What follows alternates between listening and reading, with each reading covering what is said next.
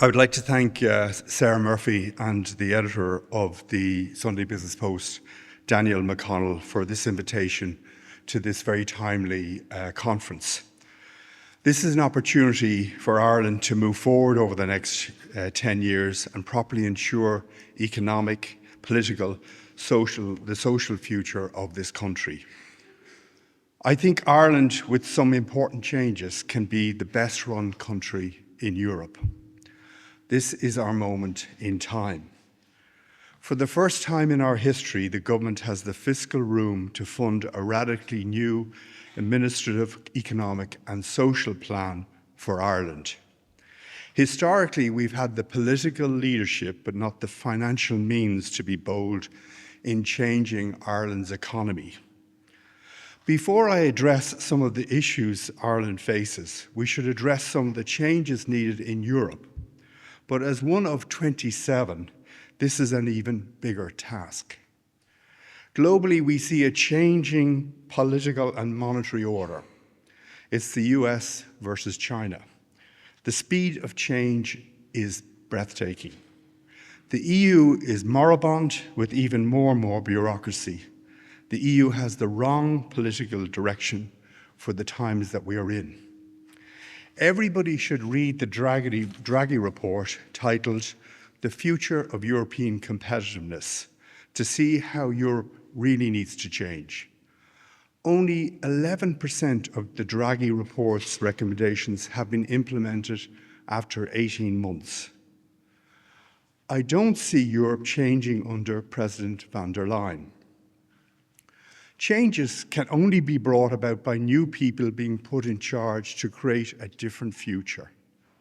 Draghi had all the experience of managing the European Central Bank during the 2008-2010 financial crisis.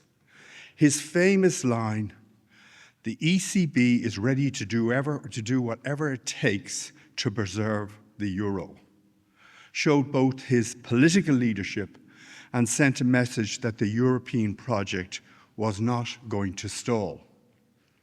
I think Europe would be in safer hands for the future under Mario Draghi. In the absence of a change in the President of the Commission, I would strongly advocate that the European Council should insist that Draghi is appointed a special envoy for the purpose of implementing his report to put Europe on a path of greater competitiveness. Our largest economic competitor, the US, is removing layers and layers of bureaucracy at a rapid rate. This is against a background where sentiment is fragile and volatile, and the US Treasury has to finance $1.78 trillion of a deficit. A lot of economic indicators are counterintuitive. US retail sales are great, US consumer confidence is low. The Trump action plan is well on its way to radically reforming government and making their economy even more competitive. With all this change going on in the world, in Ireland, we need to look at reform of all parts of the government and its administration. We also need a plan for the next economic downturn, which I believe is likely to be soon. We just cannot ignore what's happening in the wider world. We now need a combination of political leadership, accountability, a radical sense of urgency, and external expertise. Hubris is our biggest threat. Much of our FDI is in the service sector, and there is significant risk, more on the downside, in job losses, and this has started and will have a major impact within 2 years. We need to do everything to play a bigger role in every aspect of the AI investment chain. There is a need to embark on a radical renovation of our industrial strategy, our civil service, and how government departments work, and how public services are delivered. John Collison is right, but has the government come together to discuss his observations? As a first step, we need to look at where are the major obstacles to change. The business community finds it difficult to fathom how obstacles to solving problems are not being overcome. It's as if we live in a two-speed Ireland. The private sector gets things done while the public sector is stalling. With focus, though, we can sort these problems out in 6 months with the development of a detailed plan from our political leaders working in unison with the public and private sectors. As a first step, our planning laws are severely holding back the country, with 3-year-long delays and judicial reviews now the norm. This must stop. The IDA is outselling Ireland as an FDI location, but we don't have enough electricity, water, or housing, and there are no timely planning decisions because of a lack of joined-up thinking. I was encouraged, just as what the Minister said earlier, to see Sean O'Driscoll appointed chairman of the Accelerating Infrastructure Task Force. He has laid down a marker to all politicians that they need to support the work of this group. I hope when his report is published that it will be implemented in full without any delays. The lack of housing is the single biggest impediment to our competitiveness and our society. We will not be able to grow our economy if people don't have a place to live. The National Planning Framework was published in April 2025. Ministers are considering proposals for emergency powers to enable the government to bypass existing planning laws and the requirement for critical infrastructure. The Minister for Housing, Local Government and Heritage, James Brown TD, has on his desk a blueprint to reform on Bord Pleanála in order to speed up decision-making for applicants. This does not require new legislation. On Bord Pleanála should be forced to outsource the work for larger infrastructure projects and major industrial projects and devolve the smaller appeals to the local authorities with strict timelines for delivering decisions. At all times, ministers should be leaders rather than followers. The whole country is being snarled up. Large-scale, vitally important infrastructure projects are being held up. The Shannon to Dublin water pipeline, Metro North, are being delayed against the wishes of 99.999% of our citizens. It's hubris, inertia, and democracy frozen in time. Minister Jim Callaghan, TD, is the person that can break the planning logjam and bring new legislation to the Dáil. He needs to be fully supported in respect of urgent legal reforms to the judicial review process. The vested interests in the legal profession are contributing to the blockage of economic activity in our country. The reforms include the requirement for the unsuccessful judicial review applicants to pay for their own legal costs. There is also a need for a number of new bills or potentially a new omnibus bill, bringing all the new legislation together. I believe that with a concerted effort, the Dáil could pass all the necessary legislation over a 2-week period before the end of the year. In exactly the same way the examinership legislation was quickly passed in August 1989 to save our beef processing industry. The Taoiseach and the Taoiseach need to drive this agenda forcefully on a daily and weekly basis. We have to think big and bold and recruit enough experienced managers within government to oversee the detail. If Tony Ryan was alive and sent in to help the government, all these blockages would be removed in weeks, by creating teams and making them accountable. Today, Michael O'Leary would be that person. Historically, it would be Lord Beaverbrook. In the 1990s, there was a secondment scheme to exchange public and private senior management.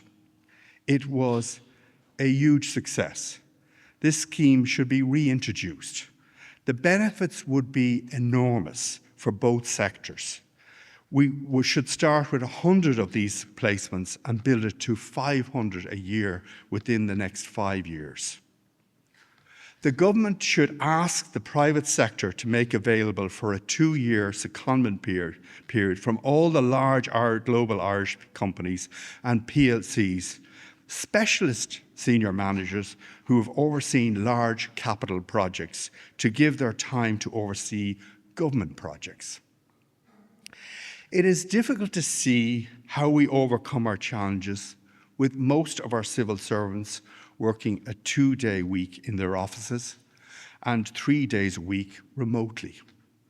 Since this was implemented in COVID times, there's been a marked decline in the efficiency in all parts of the government, and the country is grinding to a halt. Every government department is suffering because of remote working. Secretary Generals who don't make decisions, don't show up for meetings, don't implement the will of this government should be changed.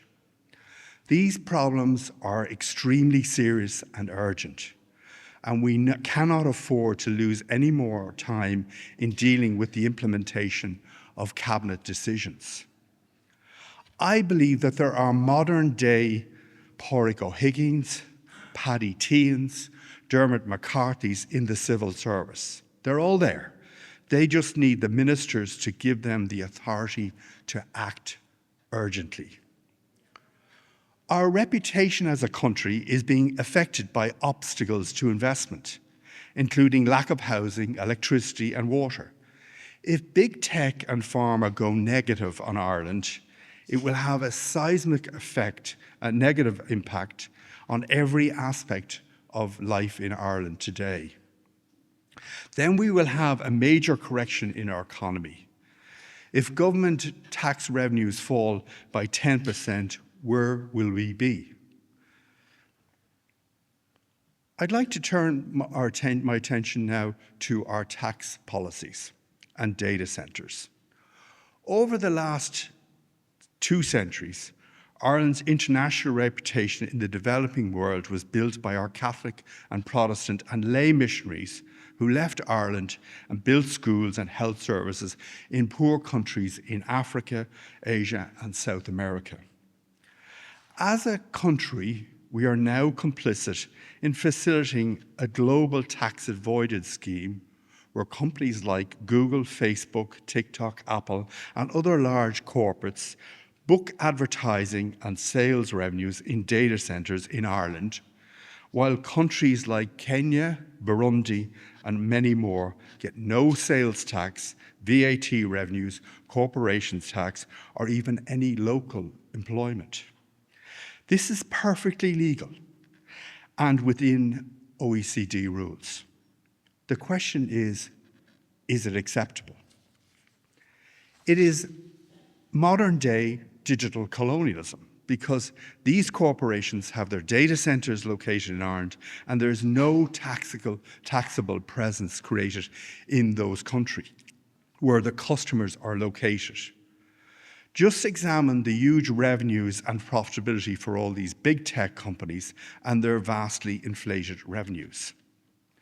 Despite the success of the Jubilee 2000 Drop the Debt campaign led by Bono and Bob Geldof, African countries and governments continue to have a high debt to GDP levels with huge fiscal constraints that hamper investment in education, health, and job creation.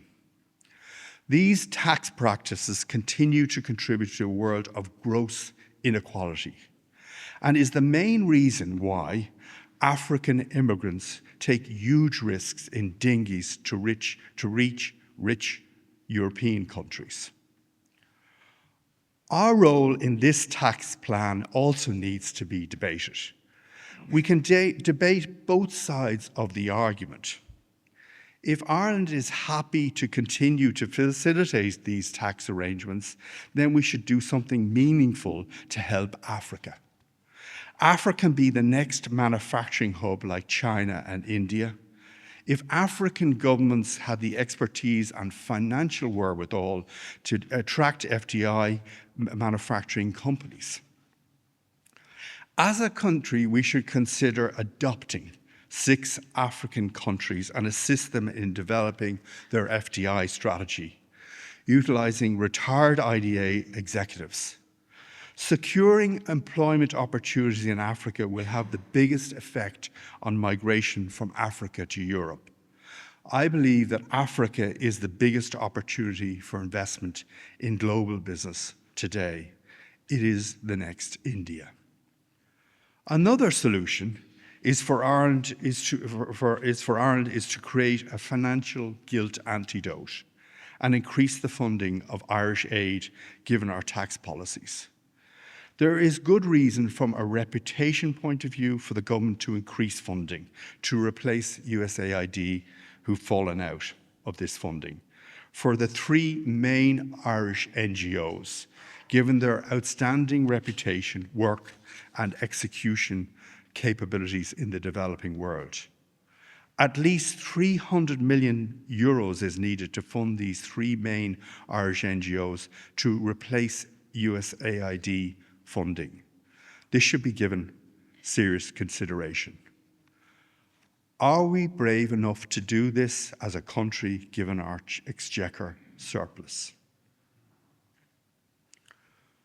Turning to Indigenous industry, an over-dependence on FDI, where 25% of government revenues emanate from means that we have to radically diversify our corporation tax receipts and develop a new large-scale Irish multinational homegrown companies. A glide path strategy won't do it. It needs a more dramatic approach. Enterprise Ireland is already looking at this and has been hugely effective in nurturing and developing Irish companies. It is one of our best performing government agencies along with the IDA. There has been a frequency of our Irish companies and entrepreneurs selling out to foreign buyers for 50 to 100 million euros and not going the whole hog to become a 1 billion euro company. This is because of personal risk.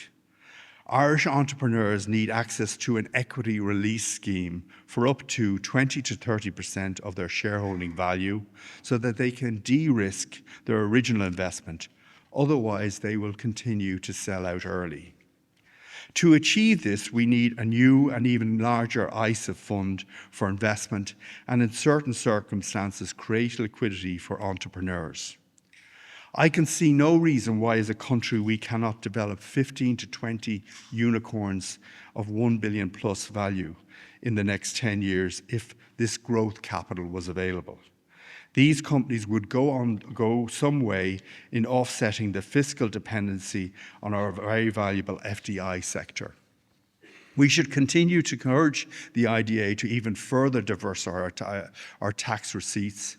Their most recent initiative to bring Asian, Canadian and Indian companies to Ireland is timely.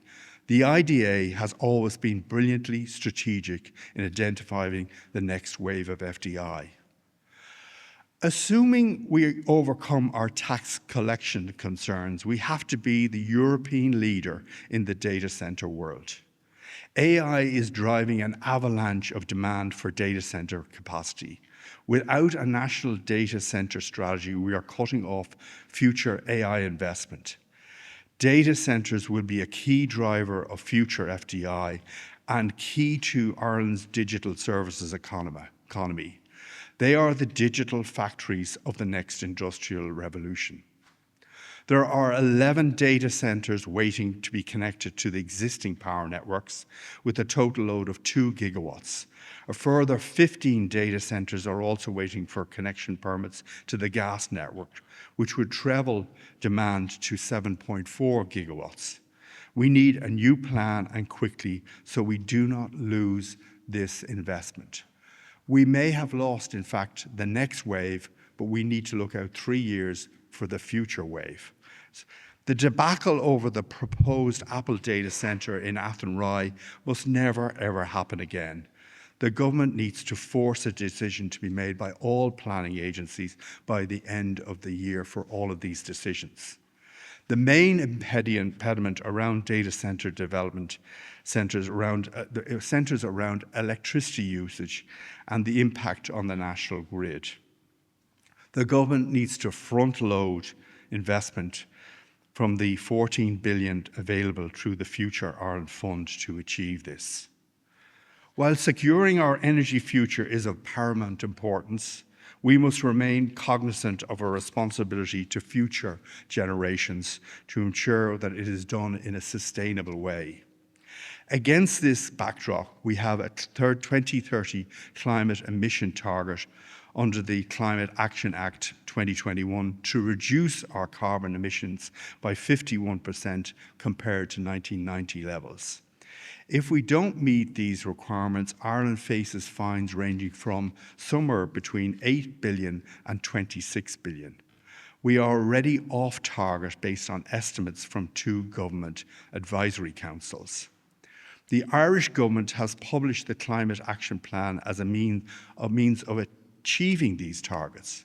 Including in this plan is a vision that 80% of our energy will be coming from renewable sources by 2030. This will include 9 gigawatts of onshore wind, 8 gigawatts of solar, and 5 gigawatts of offshore wind. These targets are laudable in my opinion, but we are not moving quick enough to give ourselves a realistic chance of achieving them. Ireland currently has only 1 offshore wind site with 25 megawatts of capacity. There are a further 6 sites in planning: Codline, Dublin Array, Arklow Bay, North Sea Array, Oriel Wind Farm, totaling 4.7 gigawatts of capacity stuck at various stages of the planning process. In addition, there are 3,203 planning applications referencing solar panels. This leads to the need to create an interdepartment working group to fast-track planning permissions in this particular area. With proper planning and legislation, all of these decisions could be made in 120 days. While renewable energy sources are the future, we cannot ignore the fact that energy transition will not happen overnight. There is a requirement to maintain a reliable reserve of natural gas to act as a flexible support for the national grid as we do this transition. We currently import 75 to 80% of our natural gas, and the remaining balance is sourced from the Corrib gas field, which is forecast to run dry in the coming years, which will leave Ireland completely reliant on foreign gas. If the Ukraine invasion has taught us anything, it's we cannot take our energy supplies for granted anymore. Expanding the Corrib gas field could extend its life materially, and all restrictions should be lifted and financial assistance be provided to support this opportunity. We should also look at Barry Row gas fields off the coast of Cork as a means to further enhance our domestic gas supply security. This will require the reversal of other decisions made previously. Turning to education, the education system in Ireland has been world-class for decades, but to maintain that standard, a complete overhaul around funding is needed. We are being complacent. If we solve the lack of data center capacity problem, we need the intellectual capital capacity to take advantage of AI. We also have to look at our universities and how we fund masters and PhD students in AI and how we attract university teaching talent. Our universities have an estimated 400 PhDs working on advanced AI, but with capacity to support 4 times that many. PhDs create research and ultimately enterprises and potential Irish unicorns. One solution is to create a PhD fund and divert the Exchequer's cost of the 1,000 fees reduction in annual university fees for this purpose. This would fund a large new cohort of PhD candidates in all our universities who will ultimately increase our research output and the development of new skills and enterprises. Ireland has only 1/3 the number of PhD graduates of countries like Sweden, and we do not have sufficient pipeline for research based on new enterprise. There are 10,000 PhD students in our universities today. This needs to increase to 20,000 if we are really in a position to make Ireland a leader in innovation. We also have reached a stage where the state should put a cost on third level education and get students to repay up to 6,000 of their euros of their tuition costs over a 10-year period out of gross income, not net income. The money repaid should be used to reduce the lecturer to student ratio, which is currently too high by European standards.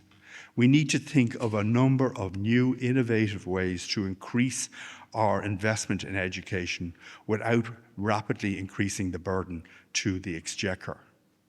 One of the troubling issues we face is a decline in our work ethic and ensuing lower productivity. We are fast reaching a situation where Irish graduates have become entitled in the way they dictate their work practices to employers. I will work in the office 2 days, Tuesday and Wednesday, but otherwise I will work remotely Monday, Thursday, and Friday is the new mantra in a lot of job interviews. Employers in the early days of COVID buckled to these demands, influenced by weak HR people who also wanted to work at home. Every one of them now knows that it was a mistake, but won't admit that the system is mostly being gamed. Nearly every CEO of FDI companies or Irish businesses that I talk to these days says we have a major problem, which if it continues will greatly impact the future FDI and reputation of Ireland as a hard-working country. How can people learn, share and solve problems and improve outcomes? Never mind the long-term potential mental health issues. Young people isolated at home will have their learning curtailed because of a lack of human interaction. Against a backdrop of FDI, I'm minded to raise our foreign policy and the issue of Gaza and our support of a two-state solution for Palestine. Ireland has been vociferous, along with Spain and Norway, about the genocide that has taken place and takes place on a daily basis in Gaza. The Taoiseach and the Taoiseach have both handled this issue deftly and skillfully. They deserve praise. Unfortunately and wrongly, the Israeli government has taken the line that if you criticize Israel, you are anti-Semitic, which is a ridiculous notion. It is weaponizing any free and open debate. No one in Ireland, no one in this country is unsympathetic to the horrific murders of Israelis and the taking of hostages by Hamas in October 2023. The silence and muted response about the genocide in Gaza of the big EU members is appalling. Although the UK and France and other countries have recently come out of their moral slumber to recognise the state of Palestine, other countries should hang their heads in shame. Imagine if 65,000 Catholics and Protestants died in Northern Ireland as a result of military action by the British government after the London Canary Wharf bombing by the IRA. Do Muslim lives 3 hours from Brussels not matter to the EU anymore? I think women on both sides, in Israel and in Palestine, will significantly contribute to the bringing of peace, just like in Northern Ireland. There is still no sign of a John Hume figure in Israel or Palestine, although Marwan Barghouti could have filled that role if he'd been freed from jail under the Trump peace plan. Our foreign policy and our stance may lead to FDI loss, but at least we are sticking to our principle of a two-state solution, Palestinian solution.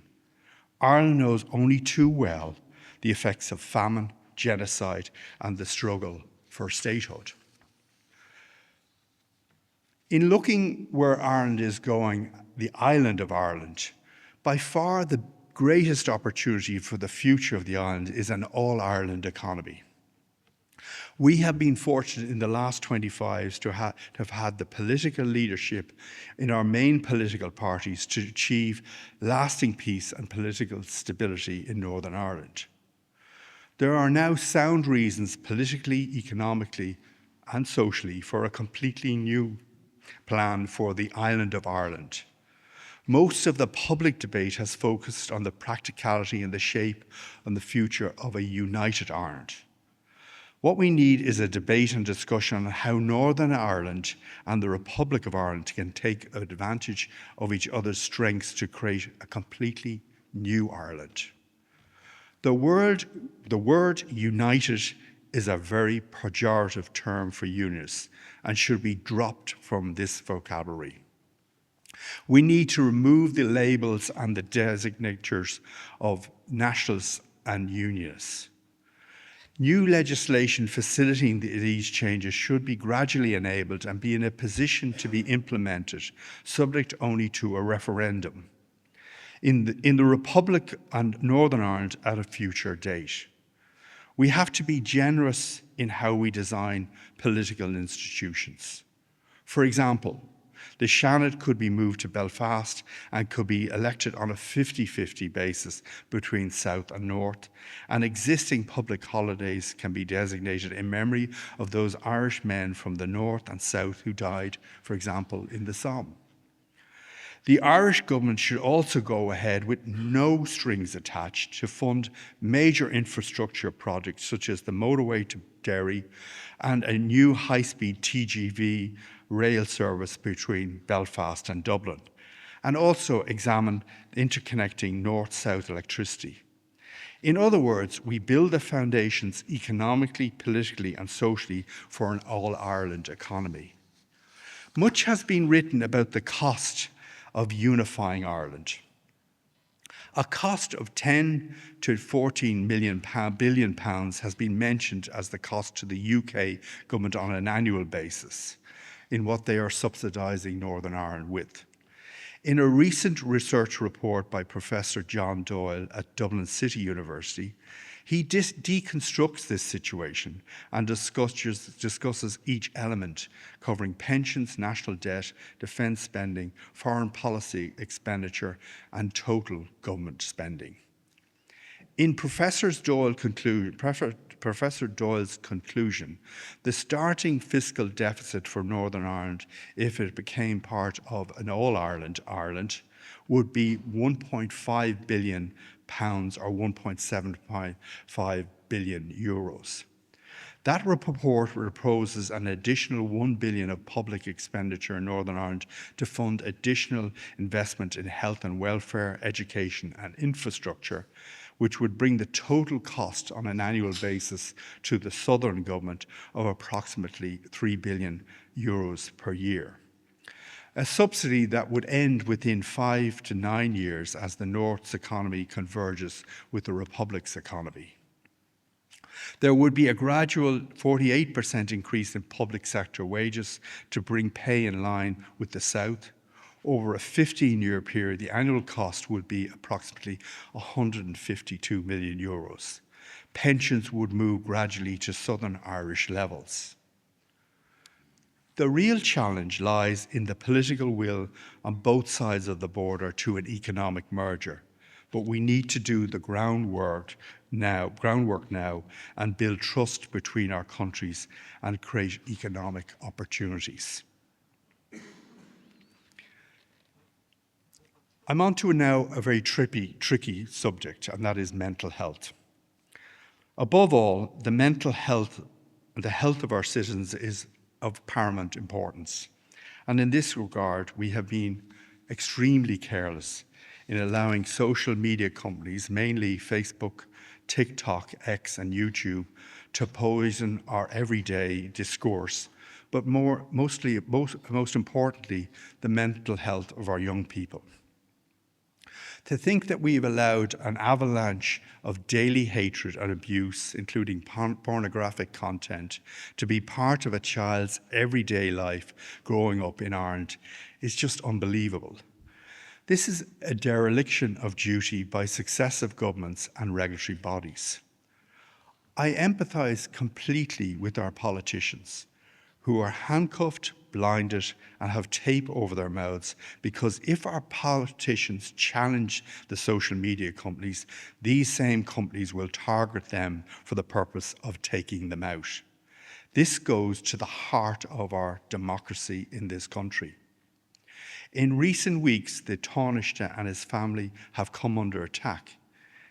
It is outrageous that social media companies and internet giants need to be forced by the laws of our country to reveal the identity of individuals who threaten our political leaders.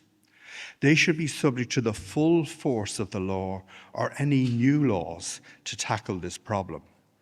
In particular, our female public representatives have felt the wrath of this even more profoundly.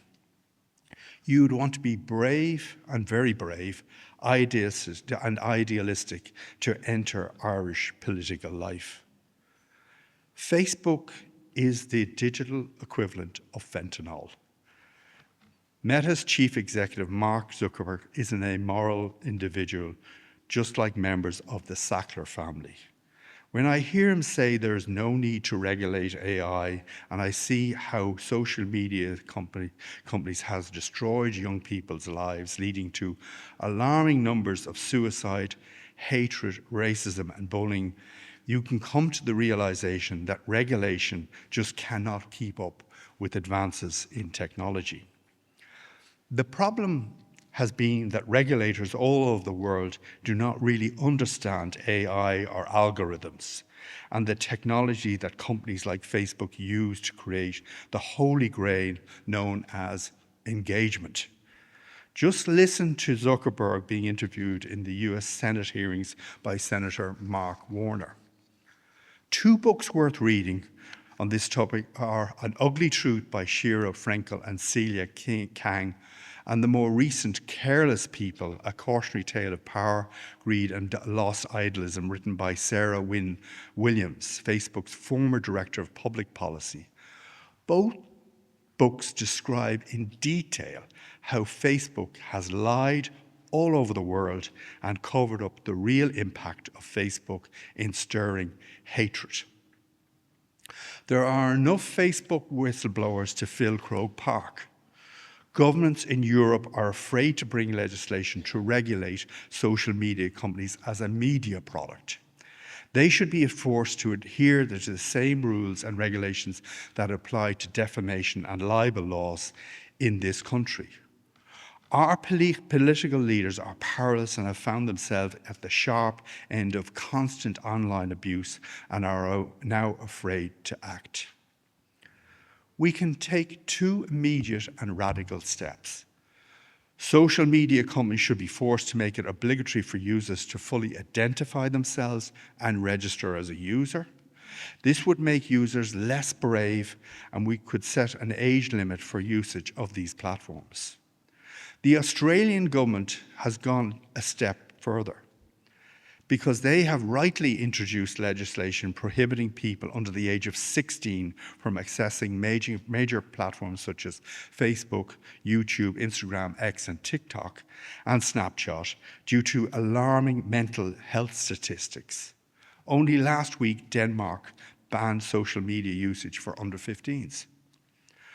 Ireland, which has created a home for these multinational social media companies, should take the lead in the EU to bring new laws restricting them, with even larger fines for non-implementation.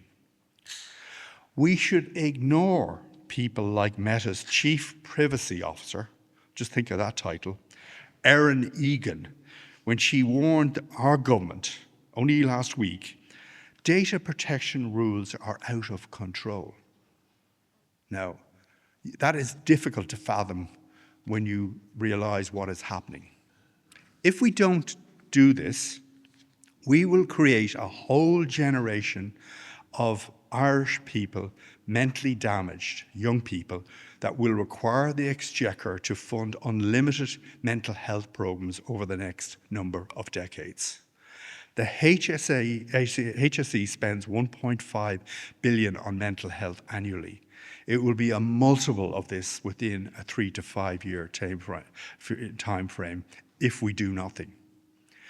We should be both fearless and courageous in confronting them for the protection of our children and future generations of Irish people. Finally, I want to touch on security. As a country, we are woefully complacent in the way we approach our national security and the way we play the neutrality card.